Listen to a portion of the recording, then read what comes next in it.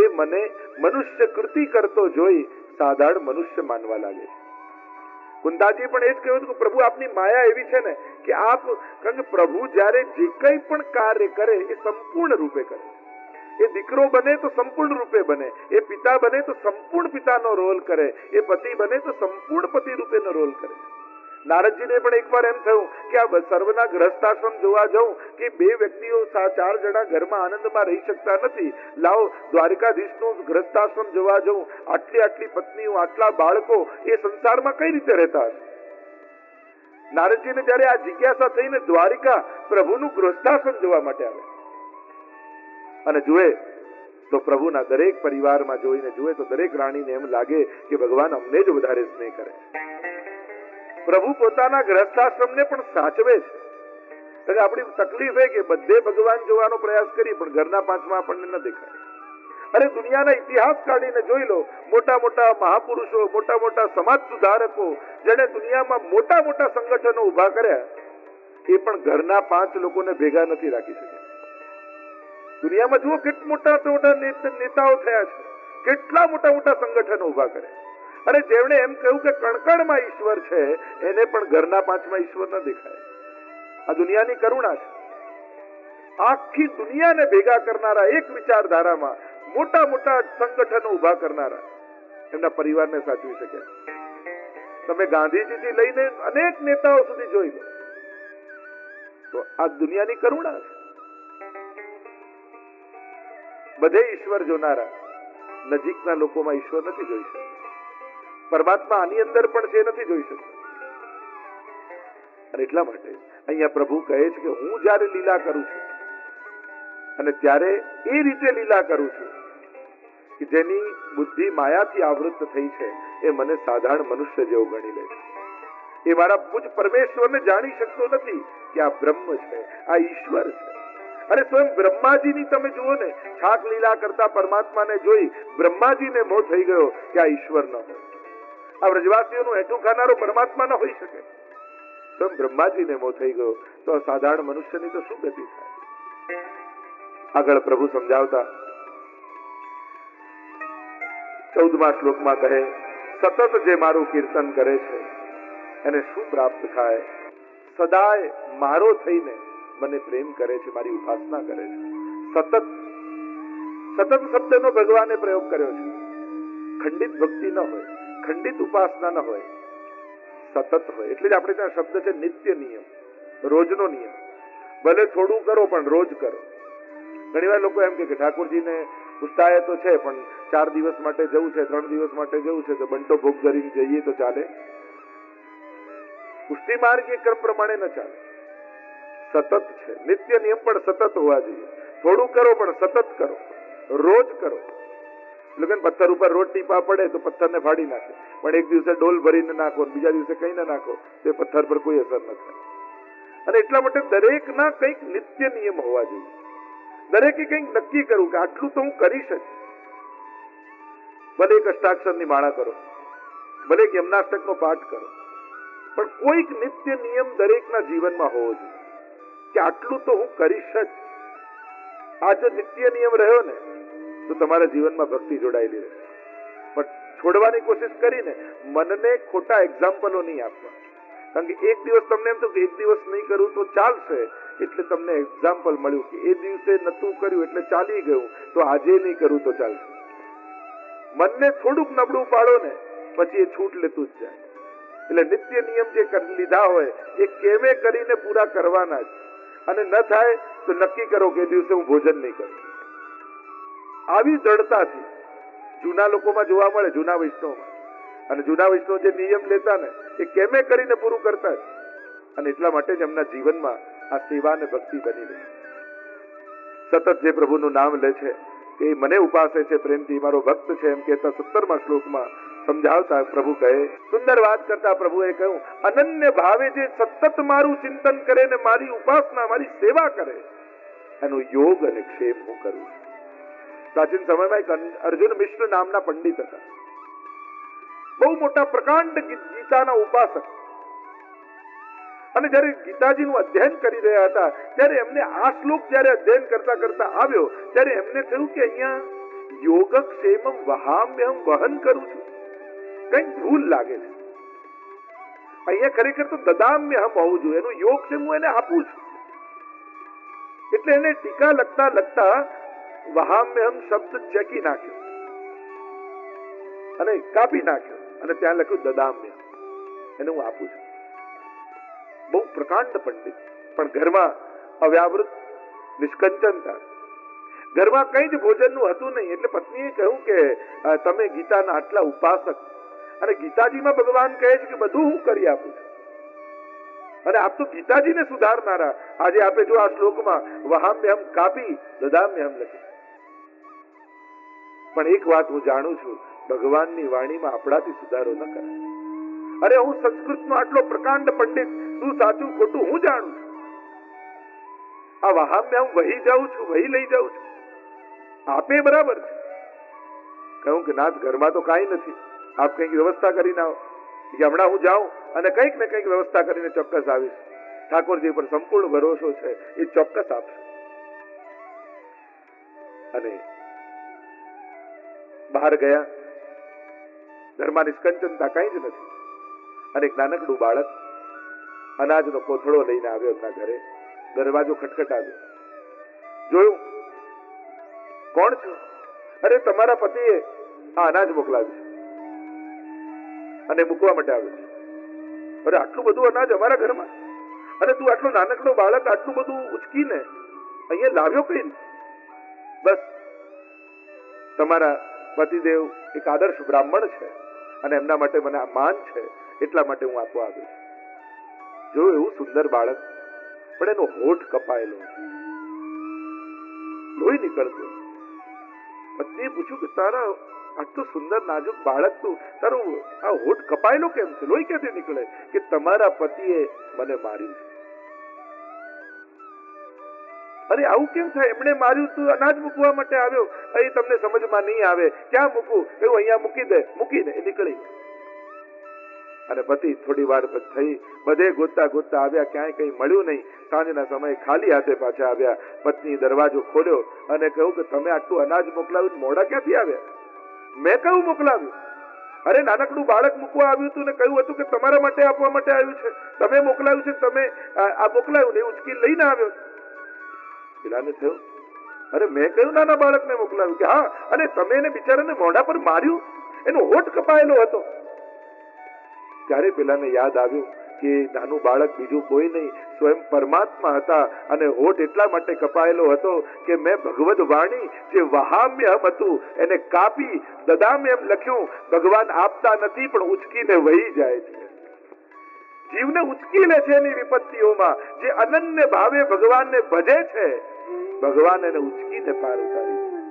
અને એટલા માટે પેલું ફૂટસ્ટેપની વાર્તા આવતી ને કે પેલો જીવ વ્યક્તિ જતો હતો અને પાછળ પાછળ પગલા દેખાયા. જયારે લીલોતરી હતી, સારા સંજોગો હતા, અને પાછળ પાછળ પગલાની છાપ દેખાઈ, અને પેલો વળીને જુએ કે આ કોઈ મારી પાછળ પરમાત્મા આવી રહ્યા છે, એ મારી જોડે છે. પણ જ્યાં મુસાફરી કરતા કરતા આગળ નીકળ્યો ને સૂકો રણ પ્રદેશ દેખાયો, ત્યારે પાછળ પગલીઓ સમાપ્ત થઈ ગઈ. કારણ કે પહેલા તો બબ્બે છાપ પડતી, બે પાછળ આવનારની અને બે આની. હવે વળીને જોયું તો બસ બે જ પગની છાપ દેખાઈ, અને થયું કે મારા પગની છાપ દેખાય. પરમાત્માએ આવતા બંધ થઈ ગયા, અને સૂકા રણ પ્રદેશમાં એને પુકાર કર્યો કે પ્રભુ, લીલું હતું, સારા સંજોગો હતા, ત્યારે તો પાછળ પાછળ આપ આવતા હતા, હવે આપે પણ આવવાનું બંધ કરી દીધું, આપની એ પગની છાપ ગાયબ થઈ ગઈ. ત્યારે પરમાત્માએ કહ્યું કે જે છાપ દેખાય છે ને એ મારા પગની જ છે, તને તો મેં મારા ખભા ઉપર ઉચકેલો છે. કારણ કે તારા જીવનમાં જયારે વિપત્તિઓ આવે ત્યારે હું તને ઉચકીને પાર ઉતારું છું. આ અનન્ય ભાવે, અને જયારે અનન્યતા સિદ્ધ થઈ જાય ત્યારે જીવનું સઘળું પરમાત્મા કરી દે છે. કણ કણમાં, કોષે કોષમાં આત્મા ફેલાયેલો છે. અને જેમ એક બલ્બ એક જગ્યાએથી પ્રકાશ થતો હોય પણ એનો પ્રકાશ આખા ઓરડાને પ્રકાશિત કરે, એમ આત્માના પ્રકાશને કારણે શરીરનું એક એક કણ કાર્ય કરી રહ્યું છે, જીવંત છે. અને જયારે એ જતો રહે છે ત્યારે આ શરીર નકામું પડ્યું રહે છે. આમ આત્મા અને દેહનો વિવેક સમજાઈ જાય.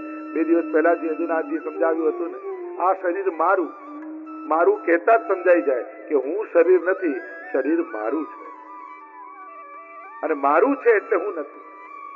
અને આમ આત્મા અને દેહનો વિવેક સમજાય ત્યારે એ જ્યારે વિવેક જાણનારો પરમાત્માને પામી જાય છે એમ પ્રભુ સમજાવતા આ અધ્યાયને વિરામ આપતા કહે ઓમ તત્સદિતિ શ્રીમદ ભગવદ્ ગીતાસુ ઉપનિષત્સુ બ્રહ્મ વિદ્યાયામ યોગશાસ્ત્રે કૃષ્ણાર્જુન સંવાદે ક્ષેત્ર ક્ષેત્ર વિભાગ યોગો નામ ત્રયોદશોધ્યાય કૃષ્ણ કનૈયા લાલ કી 14મો અધ્યાય ગુણત્રય વિભાગ યોગ જે પ્રકૃતિ ઉદ્ભવેલા ગુણો છે આ ત્રણ ગુણનો વિભાગ યોગ છે આ ત્રણેય ગુણોને પ્રભુ અહીંયા વિસ્તારથી સમજાવશે અને આ ત્રણેય ગુણોથી જે અવિનાશી જીવાત્મા છે એ બંધાયેલો રહે છે આ શરીરમાં અને એ પ્રકૃતિને આધીન થઈ અને જીવાત્મા આ રીતે કાર્ય કરે છે આગળ 6થા શ્લોકમાં સમજાવતા તો આ ત્રણેય ગુણો કઈ રીતે કામ કરે છે એને પ્રભુ આગળ સમજાવશે 6થા શ્લોકમાં પ્રભુ સમજાવતા કહે આ ત્રણેય ગુણોમાં સત્વ ગુણ કેવો છે સમજાવતા કહ્યું નિર્મળ હોવાને કારણે પ્રકાશક છે એ તેજ પ્રગટાવનારો વિકાર વિનાનો છે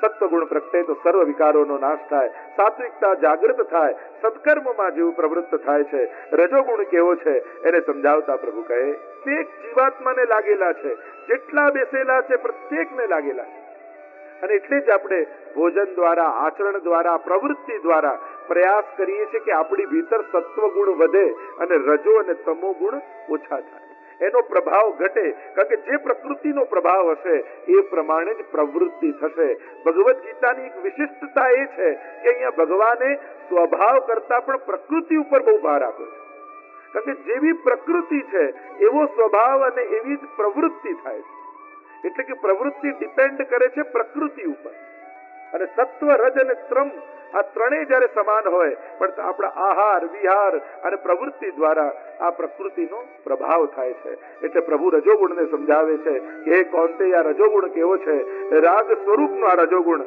લાલસા અને આસક્તિઓને જન્માવનારો છે રજોગુણનો પ્રભાવ વધે ને તો લાલચ લાલસા દ્વેષ અને આસક્તિ વધવા લાગે જીવ અને આ જીવાત્માને કર્મો તથા એના ફળ સાથે બાંધનારો છે રજોગુણો વ્યક્તિ ક્યારે પણ નિષ્કામ કર્મ ન કરે એ સ્વાર્થી હોય એને જ્યાં લાભ દેખાય ને ત્યાં જ પ્રવૃત્ત થાય આ રજોગુણોનો સ્વભાવ છે હવે તમો ગુણને સમજાવતા પ્રભુ કહે તો સત્વગુણથી સુખ આવે છે સત્વગુણ સુખ સાથે જોડે છે સત્કર્મોમાં જોડી અને એના જીવનમાં સુખ પ્રગટાવે રજોગુણ કર્મમાં બાંધે છે એને પ્રવૃત્તિમાં બાંધે છે આ જે કંઈ પણ પ્રવૃત્તિ થાય એ રજોગુણને કારણે થાય અને તમો ગુણ એને પ્રમાદમાં બાંધે છે આમ સત્વ રજ અને તમ આ ત્રણેય દ્વારા જીવાત્મા બંધાયેલો છે અને જેનો પ્રભાવ વધે એના લક્ષણો જીવાત્માની અંદર દેખાય એમ કહેતા પ્રભુ આગળ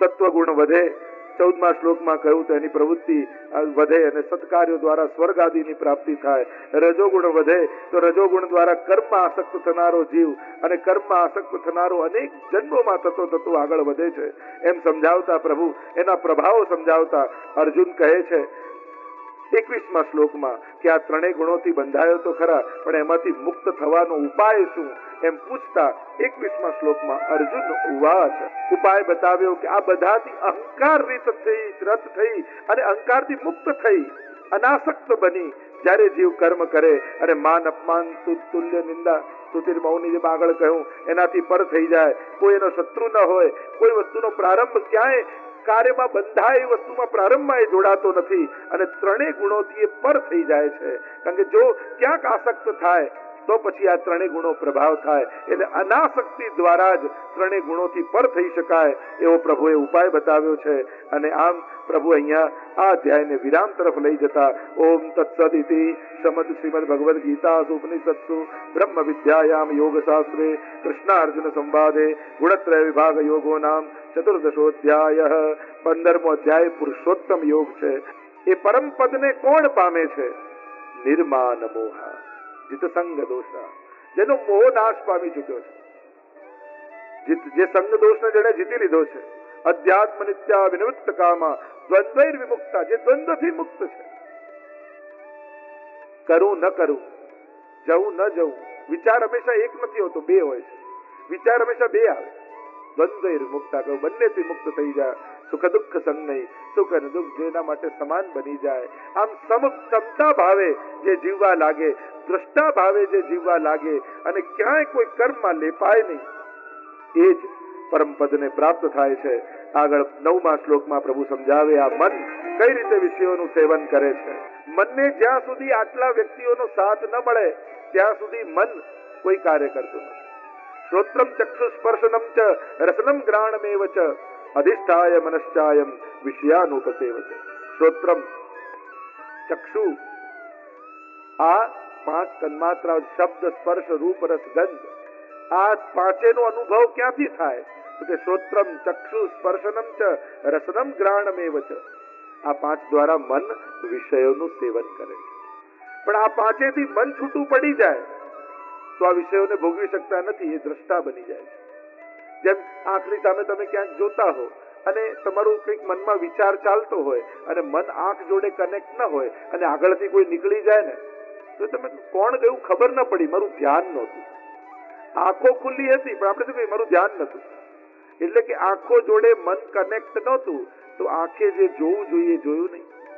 આંખો જોડે કાન કનેક્ટ ન થાય તો તમારું ધ્યાન કોઈ ચિંતામાં તમે લાગેલા હો અને કોઈએ કોઈ વાત કીધી હોય એટલે તમે કહો મારું ધ્યાન નહોતું, તમે શું બોલ્યા? જો કાન જ સાંભળતું હોય તો એને સંભળાવવું જ જોઈએ. આંખ જ જોતી હોય તો એને દેખાવું જ જોઈએ. આગળથી કોઈ કહું તો દેખાવું જ જોઈએ. પણ મન કનેક્ટ નહોતું તો આ ઇન્દ્રિયો એનું કાર્ય ન કરી શક્યા. તો આ મનને જ્યારે વિષય ભોગવવા હોય છે ત્યારે આ 5નો ઉપયોગ કરે છે. શ્રોત્રમ ચક્ષુ સ્પર્શનમ ચ રસનમ ગ્રાણમેવ ચ અધિષ્ઠાયમ મનશ્ચાયમ વિષયાનુપસેવતે. મન આ 5 દ્વારા વિષયોનું સેવન કરે છે. એમ કહેતા પ્રભુ આગળ 14મા શ્લોકમાં સમજાવતા બોલ્યા 4 પ્રકારનું ભોજન ભક્ષ્ય હોય, ભોજ્ય હોય, લેય અને ચોષ્ય હોય. ચાવવાનું હોય, ગળી જવાનું હોય, ચાટવાનું હોય અને ચૂસવાનું. ભોજન 4 પ્રકારના હોય. પચામ્ય અન્નમ ચતુર્વિધમ. 4 પ્રકારના અન્નને હું પચાવું છું. તો ભોજનના બધા જ પદાર્થો ભેગા કરો તો તમે 4 રીતે એનું ભક્ષણ કરો છો. એક હોય ભોજ્ય એટલે ભક્ષ્ય કે તમે ચાવીને ખાઓ. ઘણા પદાર્થો એવા હોય જે ભક્ષ્ય હોય જેને ચાવવા પડે. ઘણા પદાર્થો એવા હોય જે ભોજ્ય હોય જેને ગળી જવાના હોય. ઘણા એવા હોય જે ચાટવાના હોય અને ઘણા એવા હોય ચૂસવાના હોય. એટલે સમસ્ત ભોજનને 4 પ્રકાર. તો પચામ્ય અન્નમ ચતુર્વિધમ અહમ વૈશ્વાનરો ભૂત્વા. એ અગ્નિ પચાવવા વાળી હું જ છું એમ પરમાત્મા કહે છે. અને એટલા માટે વૈષ્ણવ પ્રભુનું સ્મરણ કરી પ્રભુને ધરી અને પછી